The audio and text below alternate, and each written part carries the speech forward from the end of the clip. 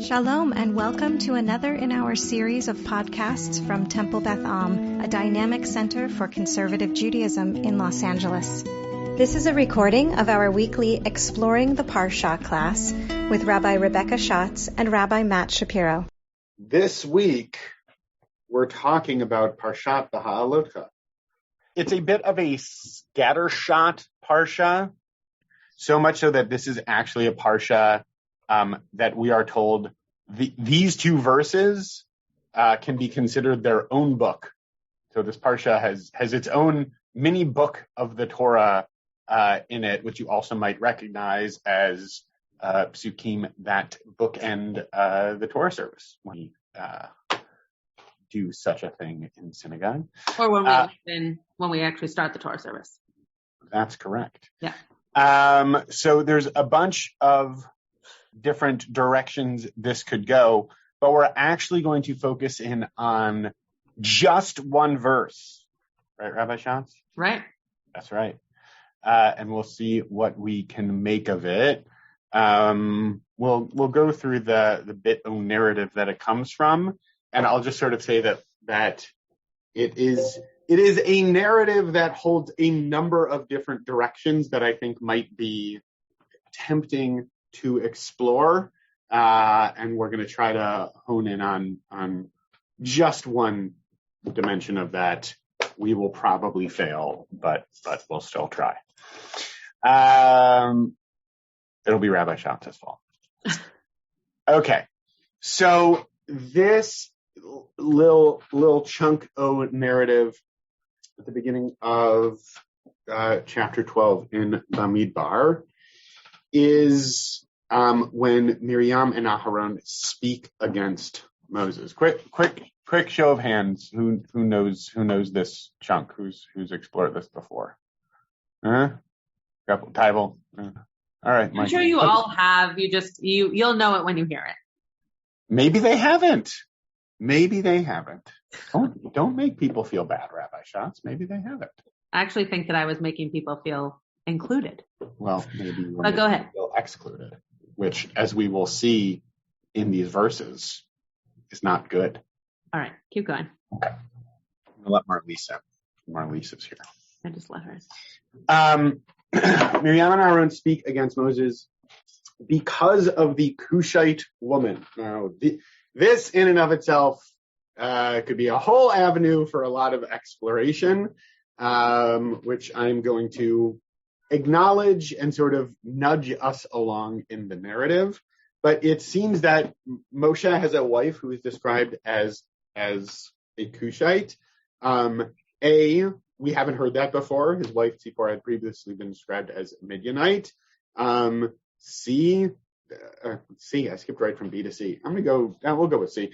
It also seems like there is some decent xenophobia happening here in terms of like what is wrong with this? Well, he took a Cushite woman. That's not good. Spaketh Miriam and Aharon. That gets the lens of the rabbis kind of filtered through as being like, oh, it's Moses not being a present husband. I don't think that's right. And then they sort of compound their complaint. Has Adonai spoken only through Moshe? Has God not spoken through us as well? And God hears this. So this is also a common refrain throughout the book of Bamidbar. Early on in the Parsha this week, we hear about the narrative in which Moshe is encouraged to not do things by himself, and the Spirit of God descends upon the elders, and then two people continue prophesying in the camp, and the people get freaked out, and Moses says, no, that's a good thing. So there's this tension about, does God only speak through Moshe, or does God speak through other people as well?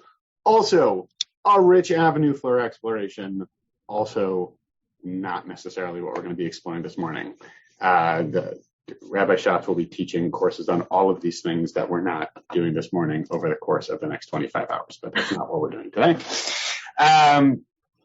And then this sort of seeming non sequitur saying that Moses was more humble than anybody ever. Non sequitur, relevant. Moving forward.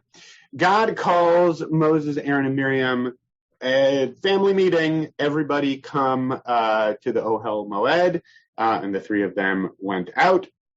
God comes down in a pillar of cloud, so like dad's coming downstairs to talk to the kids is the image that comes to mind here for me. God comes down in a pillar of cloud, comes before the tent, and calls out specifically Aaron and Miriam. Says here these words, and sort of clarifies what they were speaking. The second complaint about the sort of status of a prophet. When prophets of God arise, I make myself known to them in a vision. I speak with them in a dream. But not so with Moses. Bechol beiti ne'emanhu, which is also an interesting idea. He's trusted throughout my household. Very interesting, this idea that God has a household. And furthermore, with him, Moses, I speak mouth to mouth, plainly and not in riddles. He beholds the likeness of God. And then sort of going back to the first issue.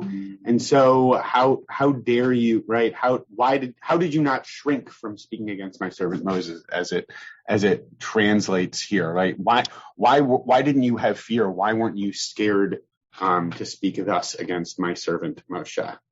And very sort of brief, and then God turns on God's metaphorical heel and storms off, and God's angry and leaves. And as the cloud withdraws from the tent, rather, behold, Miriam has tzara'at, and we've probably had these conversations on it. We have had these conversations on and off about what tzara'at is. Is it leprosy? Is that the closest analog we have to it? Is its own idiosyncratic thing? Tzara'at often attributed to be because of Lashon Hara, because of speaking badly about folks, and that is often connected to this incident specifically, given what Miriam does. We can also have the conversation about why Miriam and not Miriam and Aharon. That's a third conversation I'm going to sort of put in the parking lot and nudge us forward. But Miriam has tzara'at, a stricken with snow white scales, as the translation here has it. Aaron turns to her and sees that, well, that's what she's got going on. Verse 11, Aaron then said to Moses, please, my Lord, I'll just read out the translation. Oh, my Lord, account not to us the sin which we commissioned in our folly. Sounds very Shakespearean. Basically, forgive us, essentially, for what we've done. What? Just, it's committed, not commissioned, for those not looking at Oh, committed. Commission sounds good. Yeah, sure. Commission, the sin commissioner. That sounds like a fun job. Commissioner of sin. Sounds like something out of Batman. Batman's new lead villain. There's Commissioner Gordon and there's the Commissioner of Sin. Would you watch that movie, Rabbi Schatz? Sure. Yeah, okay. Al na tihikamet asher b'tzeitomi racham. So there's a very vivid imagery and disturbing imagery. Let her not be like a stillbirth which emerges from the womb with half of its flesh eaten away. So like if her flesh is being eaten away, it's as if she's dying. Like calling out that much more how extreme the situation is. Okay, all of that was the context for the verse that we're actually going to be talking about. Verse 13, chapter 12. Vayitzak Moshe el Adonai. Moses yells out, cries out to God, saying, Lemor, El na refa na la. Translated here as, O God, pray heal her. I will just sort of leave that translation as is, because there's a myriad of ways that this can be translated, and sort of in that translation, which as we know is also interpretation, that sort of hints at some different ways of thinking about that. But as we head into Kushiot, I'll say that even though this is a short verse, both in terms of the way in which it is written and presented within a larger narrative, and in terms of some of the themes that it raises, even though there have been a lot of other themes that I have nodded at and had brief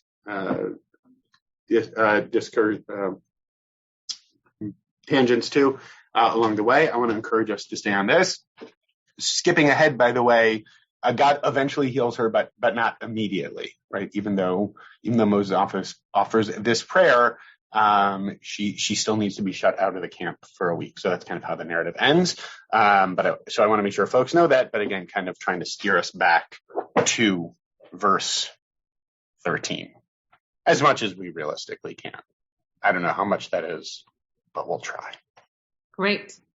Okay, so let's take some kushiot. Let's see if anybody has any questions about this particular verse. Tybal, I saw your hand first.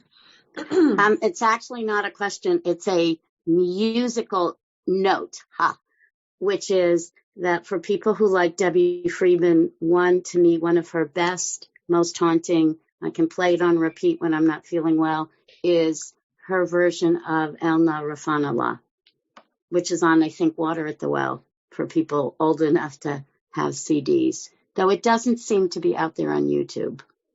All right. Thank you. Renee. I don't know which part you're doing kushiot on, but it occurred to me. That one line. So we're doing kushiot on El Na Rafana La. Oh, okay. Well, then that is not what I wanted to ask about. So, okay. You can still ask. I might not. Okay, well, I wanted to ask about the Cushite woman. Like, do we know who she is? And also, did she come around before or after Zippor? Great. Okay. I actually didn't look into, I'm not sure that I know the answer to the second part of that question, but maybe we will look into her a little bit more in something like Midrasha or something, and I will be happy to answer it there. Mike. Okay. I'm just wondering if, how this all relates, how that one pasuk relates to Moshe's humility. I mean, it seems to exemplify his humility, if I'm not incorrect. The El Na Rafana La piece? Is that, what does that mean again? Because I'm not. Oh, wait. Yeah, it means God, please heal her. That's please. What I thought. Yeah. I think it exemplifies, or my question would be, isn't that exemplify his extreme humility? And taken with everything else in the Parsha, with the 70 elders helping him, and the fact that he has asked God, just to die practically because, the complaints of the people, it would seem that God is trying to tell us, look at Moshe, look at the kind of leader he is. He, in the spite of all of this, even from his own family, he is exemplifying humility, and he's showing us that the better course is to remain hopeful, try to keep going, have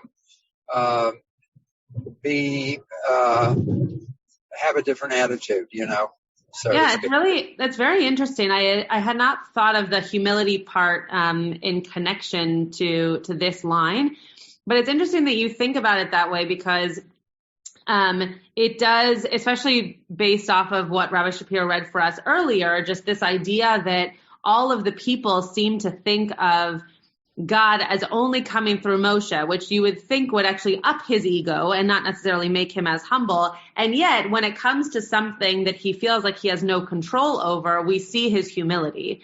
So that perception of the people onto Moses versus Moses as an actual person is coming through in this line, which I had never connected before. So that was a really interesting comment.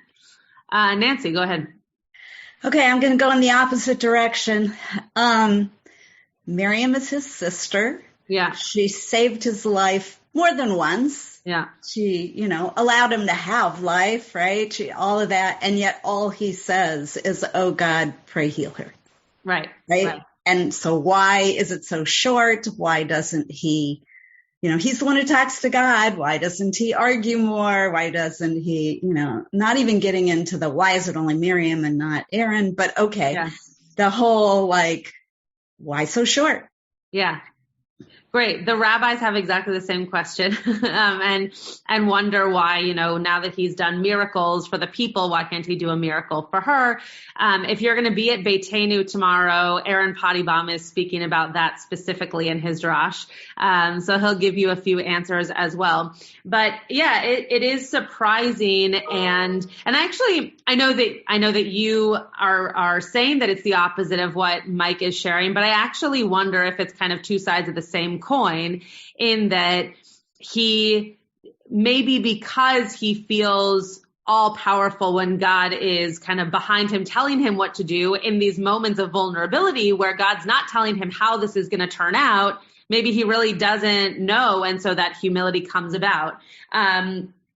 But yes, I mean, the lack of words, the lack of kind of miracle doing and wand pointing, to make her better, seems to be lackluster based on what she's done for him as a sibling, for sure. Renee.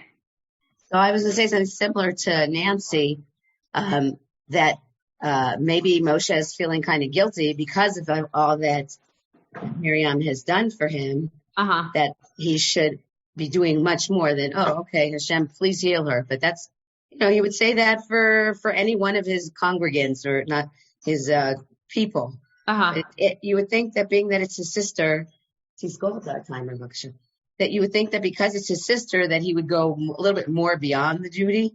Right. And I know with my brother, who I no longer have, he would have walked through fire for me. It just didn't seem like Moshe's response was that big of a deal. Sure. Yeah. So definitely in agreement with Nancy on the same wavelength of, wanting to take care of a sibling, especially who has taken care of him so well over the course of his life.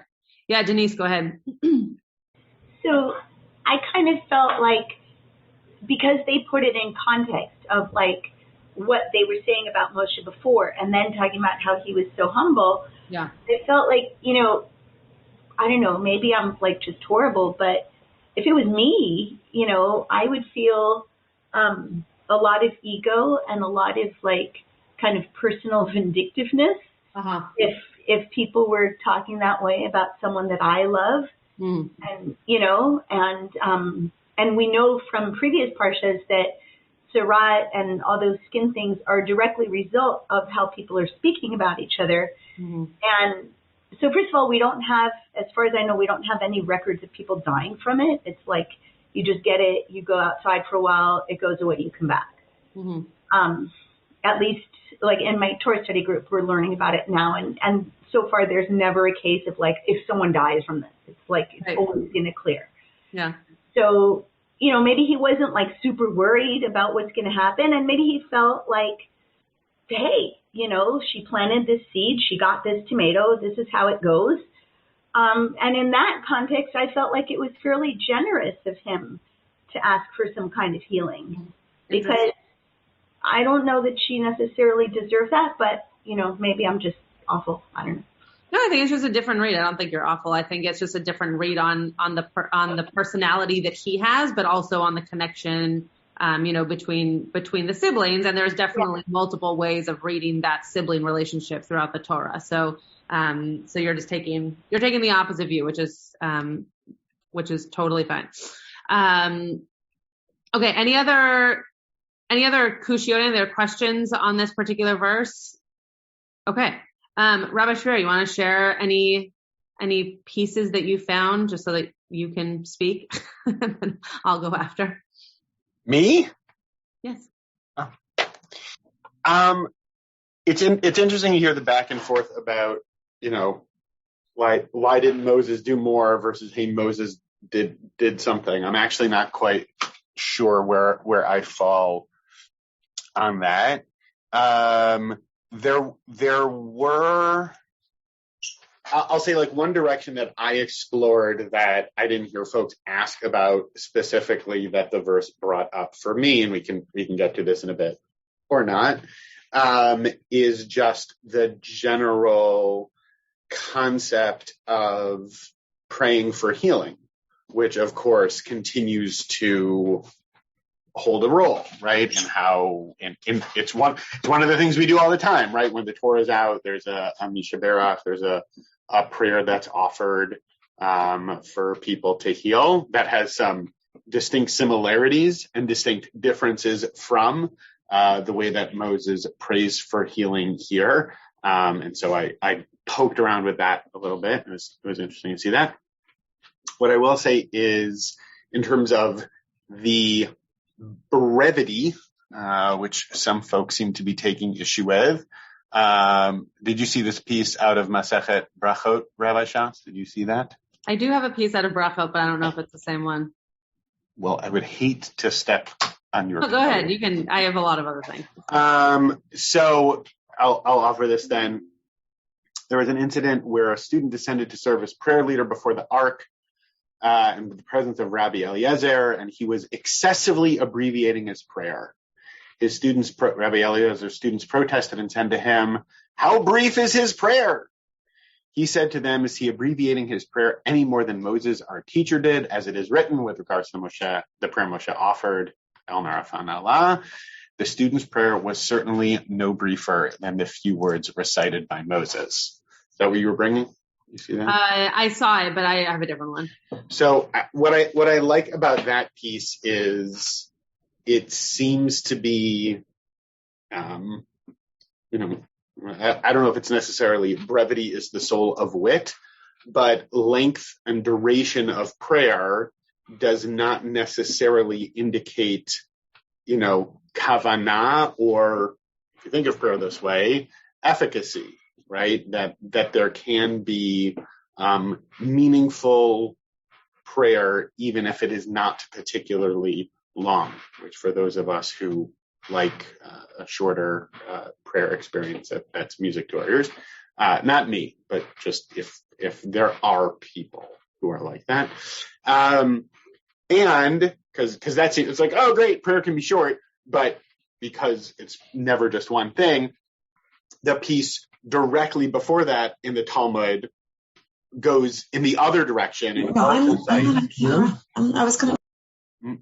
also cites Moshe and the fact that Moshe prayed on Har Sinai for 40 days and 40 nights after the golden calf, right? That there was a complaint against the student who was taking too long to pray. And Rabbi Eliezer first brings the example of how Moshe prayed for a very, very long time, saying that just because a prayer is lengthy, that doesn't mean it's necessarily problematic in and of itself, which is less appealing to those of us who are eager to get sholent on Shabbat morning in a vacuum example, even though, again, purely hypothetical. But what I'll say to that sort of in general is, I think one sort of specific piece that this verse opens up is the question not just about efficacy of prayer, but about duration. What is the sort of role of length of prayer compared to any of the other dimensions of it? Of course, our tradition seems to be multivocal on it, but I do appreciate the idea that just because a prayer isn't particularly long, that doesn't mean it's insufficient, nor does it necessarily mean that it's problematic, which I think sort of, nudges a little bit up against the folks who are saying, like, why didn't Moses say more? Maybe he really, really meant those 5 words, right? Maybe he poured his full heart and soul into those 5 words, and that seems to have at least gotten God's attention in this regard, which I think is interesting. Tybal, you have your virtual hand up. Yes, because of course my internet failed for a while, and now that I'm back, and I just caught the tail end of what you said, it sounded as if you might have been responding to my chat on the shortest prayer in Tanakh. So did I miss any big summary? Or is there another prayer that's shorter? I think another piece of it is, even though there are moments, it wasn't a direct response to that question, even though there are moments when we hear about our forefathers praying over the course of the Tanakh, the Tanakh is not a manual for writing a Siddur, right? So there are moments when we're told that the Avot pray, but we don't usually see what they said, right? So in that way, this verse is also kind of unique. This might be the short. I don't know if there's a prayer shorter than 5 words that's named this specifically. Might be the only. What? This might be the only. Like when I was looking at the other moments, instances, yeah. It says that people prayed, like Hannah, for example, and Abraham, but there actually aren't words of prayer. This might be the only prayer.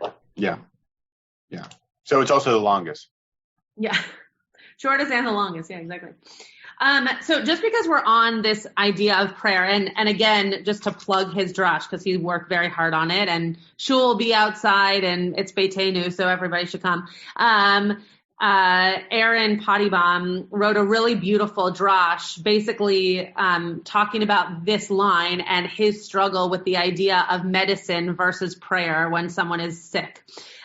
So if you're interested in more of that, I definitely will not give it away, but I think it's something that even if you're not 13 years old, we think about quite a lot, and yet we still do a Mishaberach every single time we say the Amidah and every time we have the Torah out. So definitely means something to our community, but is a challenging theological experience, especially if you end up saying a person's name who does not become healed from the experience of just prayer. So I want to share a piece that actually, when I was looking this up, as you can see here, it says Ramah Happy Hour. I noticed that I actually had taught this same text for, a happy hour for Camp Ramah, when I was living in Northern California. So I was glad to see that I had pre-prepared for this class. I thought about this too. Yisurin Shel Ahava. Yes, very good. Yeah. So this is actually one of my favorite texts in all of Gemara, and it just happens to do with this as well. So some of you have probably heard me talk about it before, but I'll just read it through for a second. I'm just trying to move you all so I can see it. Okay. So Rabbi Chia bar Abba was sick. So Rabbi number 1 was sick. Rabbi Yochanan went to visit him. So his student went to visit him. And Rabbi Yochanan said to him, "Are your sufferings dear to you?" So again, we're not going to go into the theology of whether or not it's good to suffer in this world so that you have a good life in the world to come. That's the premise for this sugya, for this part of Gemara.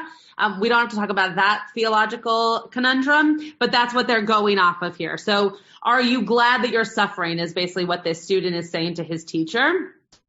The teacher replies, "Not them and not their reward." So no, I'm not happy that I'm suffering, and I'm not happy with the fact that if I'm suffering in this world, that I might have a good life in the world to come. I don't know if you can call it life, but let's just go with it for now.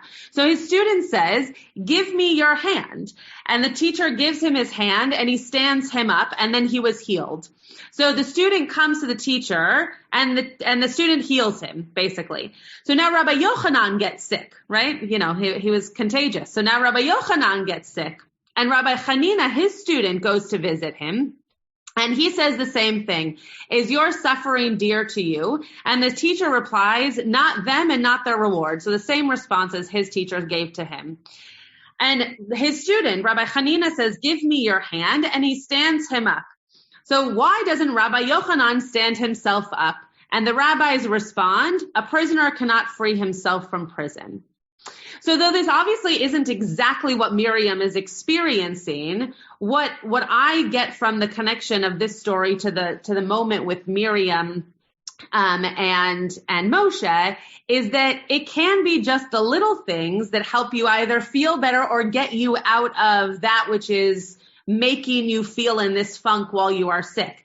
And to me, again, not to give anything away from what Aaron's going to share, but for me, when we say the Mishaberach, it has very little to do with my belief that by actually saying those people's names around a Torah that they are going to get better.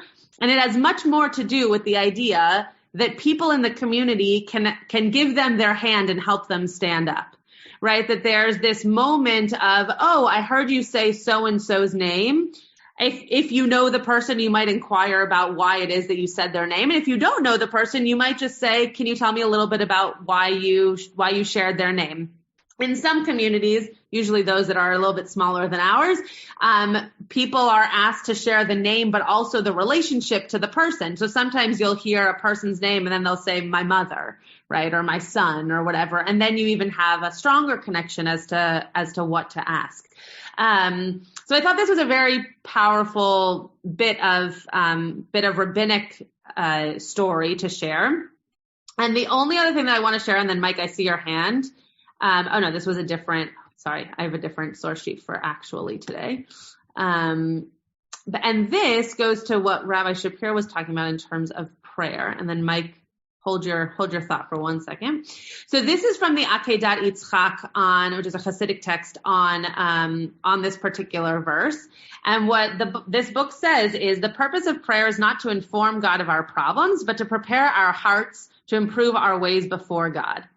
So it obviously goes on, but that was really the main line for me. Just this idea that it's not necessarily that we're praying to God because, again, we think God is going to come to God's proverbial hand and, heal the person or do some magic to make sure the person heals, but rather because then it connects us more strongly to that person, and to our responsibility around healing them and making sure that they feel better. Not to go on too much of a tangent, but I think that Mourner's Kaddish is actually exactly the same, right? You don't bring the person back, obviously, by saying Mourner's Kaddish, and yet you bring the person to mind much more so probably than random moments throughout your day when you say Kaddish for a person over and over again for those however many months you're saying it for them. Okay, Mike, and then Tybal. I think both of those texts were beautiful, and thank you for that. To mind a Yizkor service that Rabbi, because Yizkor can be in the same way about not the person who died, but those around him. I remember Rabbi Klugfeld, I think, gave a short Devorah, not this past Yizkor, but maybe Passover, Pesach, where he said, that he talked about meeting somebody in the grocery store or something like that a few months after somebody close had died, and not, seeing in the person's face that they weren't all better yet. And so he encouraged us to look around and see who's around and who's, like Hussein Yizkor, who in the community. Think about what the loss is and use it as an opportunity to reach out. And so in a sense, I love that kind of like message. And in fact, I think a lot of what we daven in shul is, including Kaddish, is to think about those around us and think about how we can reach out and help our neighbor or help our friend. And I just love those two texts, because it is true that you can't, sometimes you just can't do it by yourself. You need others' help. And I think in terms of this Parsha, it also speaks to the fact that it takes a community to keep moving forward sometimes. And the stronger the community is, the better we are. Right. And I think to go back to something that Nancy started, that you're now echoing, sometimes the person deep into either the relationship with, closest to the person who is suffering from any kind of illness, sometimes you don't know what to say and you don't know how to ask for that help, and you don't know whether or not you want to say. I remember when my uncle was suffering from pancreatic cancer. He didn't want his English name said in a Misha Berach, but I could say his Hebrew name because he didn't want people to actually know.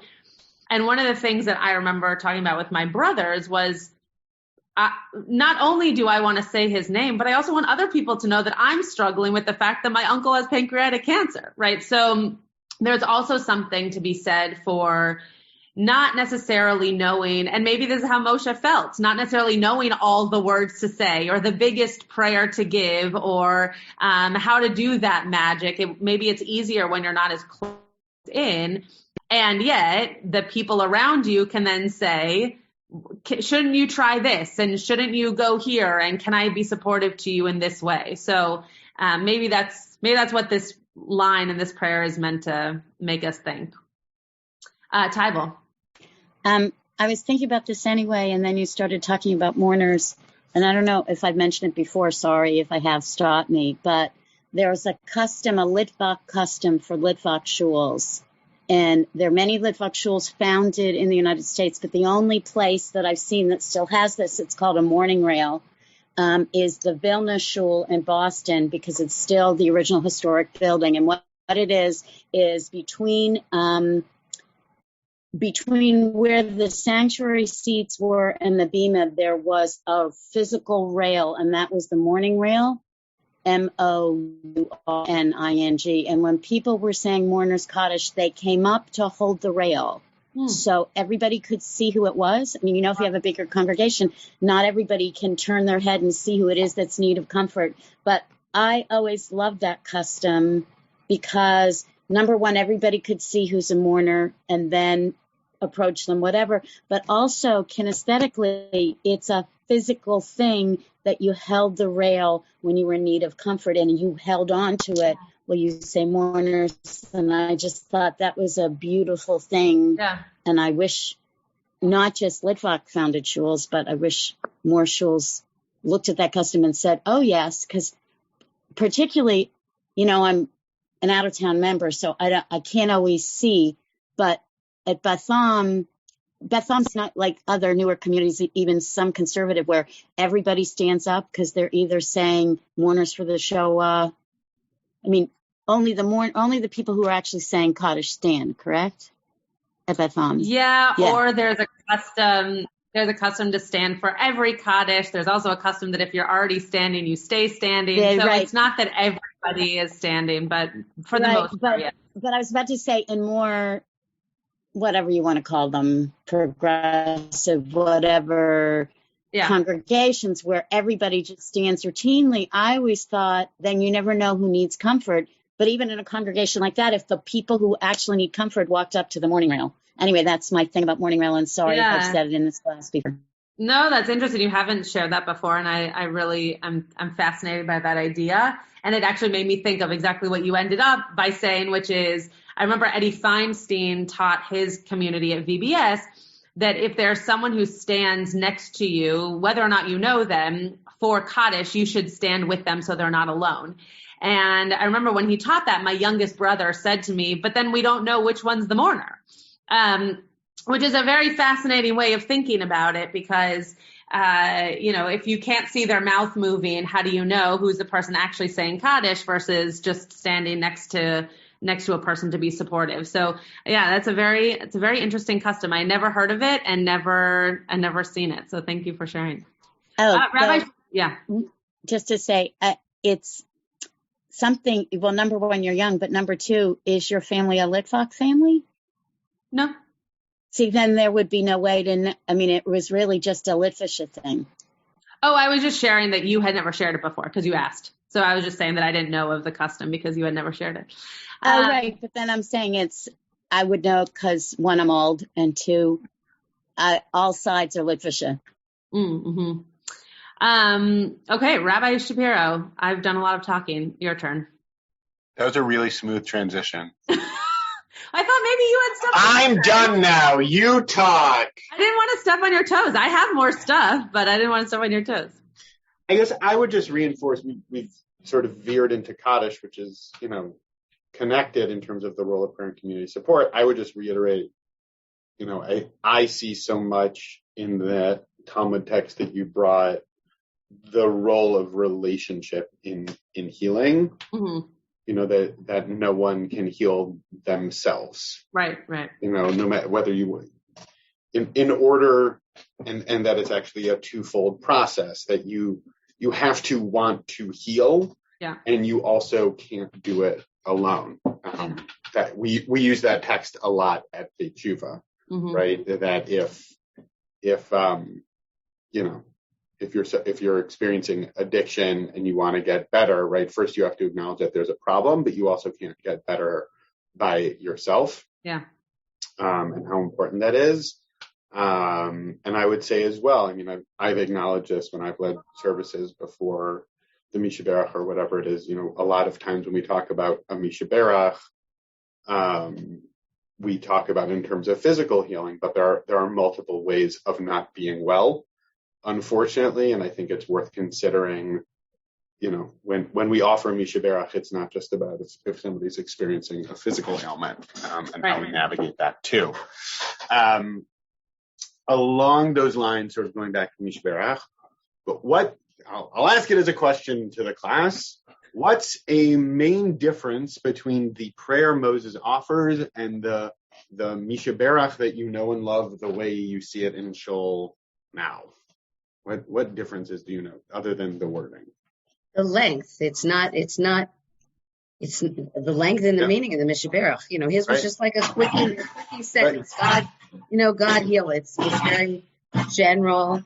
I think the Mishaberach also covers all kinds of illness, like it can be physical or mental or spiritual pain that somebody might be in, not just like a general healing. Yeah. So those, right. So we talked about each of those a bit, the sense of one, brevity, and two, sort of the types of healing. There's one other big difference. This isn't what you're. Is it, Rabbi? Is it one? It's addressed to God, but the other is involving community. That's not what I was thinking of. I'm breaking my own rule. I usually try really hard not to ask a question that I have a specific answer to. So I'm kind of playing game show host right now. And just to be clear, El Na is God heal, right? So God please heal. I didn't say the other word. El Na Refa is El is a name for God. So they both do acknowledge God and direct the prayer towards God. It's just different names for God are two different ones. This isn't what you're going to say, I don't think, though if you are, kudos to you. But what I was going to share is that kudos to you for knowing what I'm going to say. Maybe. But kudos for everybody. Yeah.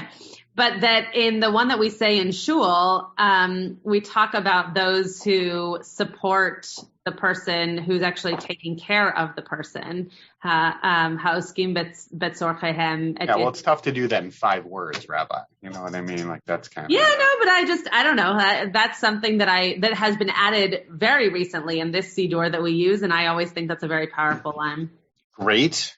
Sure. So we don't need a minyan for a Mishaberach, Tybal. The only reason you might say, yes, you do need a minyan for a Mishaberach is that often it's only done around a Torah service. Right. But if you think about the Amidah, every time you say the Amidah, there's actually a short Mishaberach within the Amidah itself. So you don't need a minyan. Correct. I agree. Thank you. He doesn't say her name. Oh, yes, very good.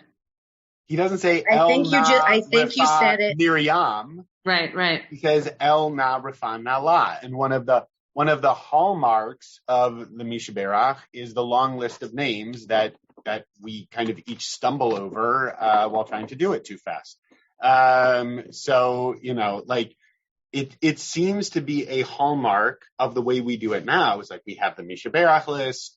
One of the things I always ask, can we put you on the Mishaberach list? Oh, I'm not feeling it. Put me on the right? And per what Rabbi Schatz was talking about, that actually can kind of be leveraged as a helpful tool for sort of noticing what's happening in the community. But it actually seems like that's relatively new. And there's a decent amount of sources that actually seem to indicate the opposite.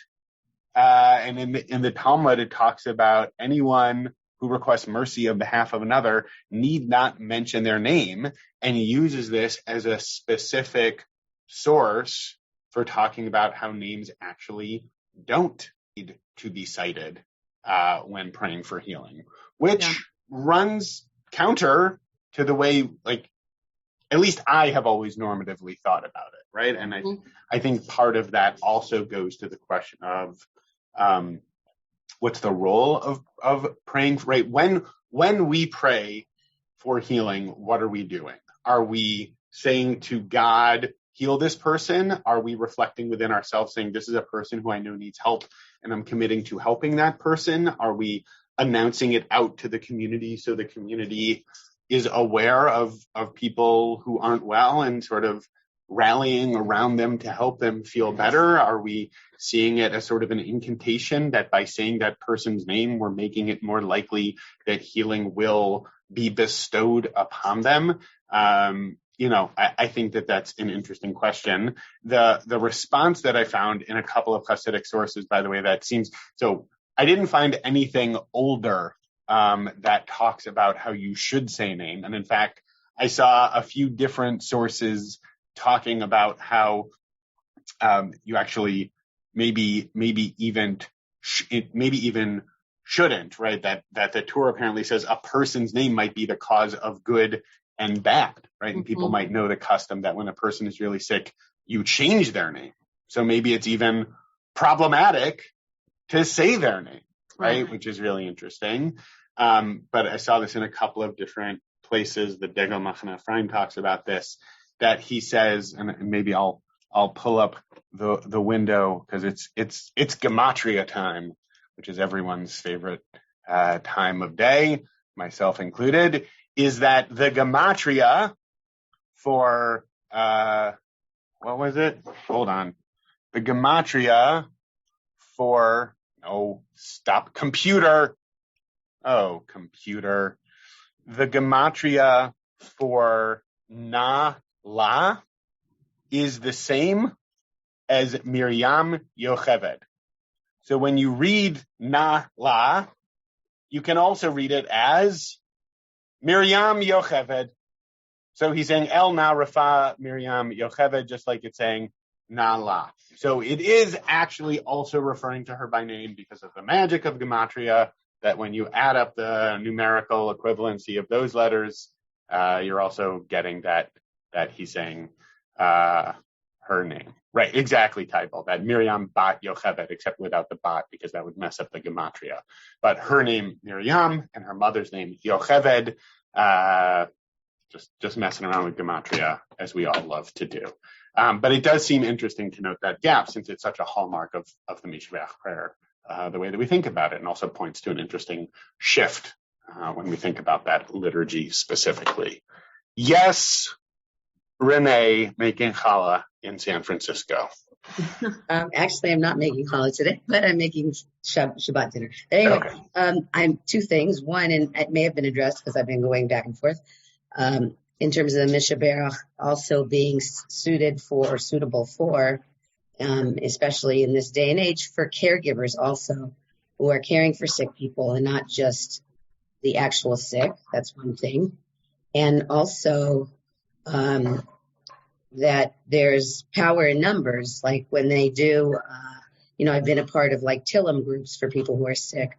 So when we say the Mishaberach, even though we're saying it maybe for a person, we're saying the name and it's just us saying it, but the fact that there are other people around, and even if they don't know that person, they're still hearing the name, that somehow there's power in that number. Yeah. That's my 2 cents. Rabbi Schatz, do you want to put on a bow? No, you can do it. I'm bowless. You're you get last. Do you have anything you want to throw in there before we wrap up? A last text. Great. Let me hold on. I don't know if I have anything. And now the time is. I guess this is like this is like the modern bow to this. So this is actually modern bow. This is the other piece in brachot that I thought you might bring. So it says here that it was taught in the school of Rabbi Yishmael that from the verse, this is a different verse from Exodus, and shall cause him to be thoroughly healed, verapo yerapeh, which are the same words used in our verse. From here we derive that permission is granted to a doctor to heal. The practice of medicine is in accordance with the will of God. So I really liked that gematria piece. It's a little, it's always funny to me when gematria works out perfectly that way. I'm always wondering, like, what came first? Did we which way did we kind of pull a little bit to make sure that gematria worked? I don't know. But lovely. Do you think they went into the Torah and changed the verse to make gematria work? No, that would be a very elaborate heist. That's like a Bible heist. No, that is definitely not what I was saying. But I think that also using this piece of Gemara that I just brought, it also shows that, even in saying something that is towards God, we are not giving up the idea that people and doctors and medicine and anything else that can help with healing, therapy, are available to us as well.